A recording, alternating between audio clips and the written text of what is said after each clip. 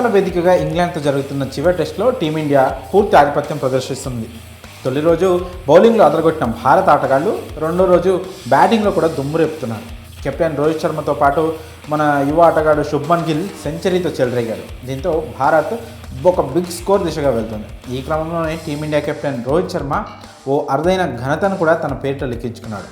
Windies విధ్వంసకర వీరుడు మాజీ cricketer Chris Gayle all time రికార్డును break చేశాడు మన హిట్ మ్యాన్.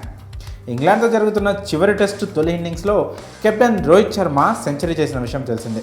శుభ్మన్ గిల్తో కలిసి రెండో వికెట్కు ఏకంగా 171 పరుగుల భాగస్వామ్యాన్ని నెలకొల్పాడు. ఈ క్రమంలోనే టెస్టుల్లో 12వ సెంచరీ పూర్తి చేసుకున్నాడు. 154 బంతుల్లో 13 ఫోర్లు 3 సిక్సర్లతో సెంచరీ మార్క్ అందుకున్నాడు. ఇక రోహిత్ కెరియర్లో ఓవరాల్గా ఇది 48వ ఇంటర్నేషనల్ సెంచరీ కావడం విశేషం.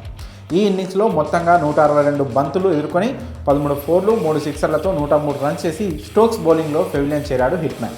ఇక ఈ సెంచరీతో పలు అరుదైన ఘనతలను తన ఖాతాలో వేసుకున్నాడు. అవేంటో ఇప్పుడు చూద్దాం. క్రిస్ గేల్ ఆల్ టైమ్ రికార్డును బద్దలు కొట్టాడు హిట్ మ్యాన్. ఓపెనర్గా అత్యధిక సెంచరీలు చేసిన క్రిస్ గేల్ ఆల్ టైమ్ రికార్డును బద్దలు కొట్టాడు. క్రిస్ గేల్ ఓవరాల్గా 42 సెంచరీలు చేశాడు ఓపెనర్గా.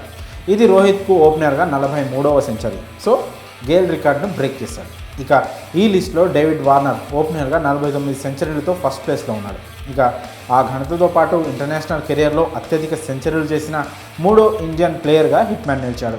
ఈ క్రమంలో హెడ్ కోచ్ ఇప్పుడు ప్రస్తుతం మన team India head coach Rahul Dravid 48 సెంచరీల రికార్డును సమం చేశాడు. అదేవిధంగా టెస్టుల్లో ఇంగ్లాండ్పై అత్యధిక సెంచరీలు చేసిన టీమిండియా ఓపెనర్ దిగ్గజం సునీల్ గవాస్కర్ రికార్డును సమం చేశాడు.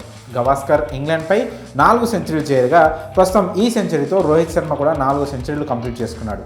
మరి రోహిత్ శర్మ సాధించిన ఈ అరుదైన రికార్డులపై మీ అభిప్రాయాలను కామెంట్స్ రూపంలో తెలియజేయండి.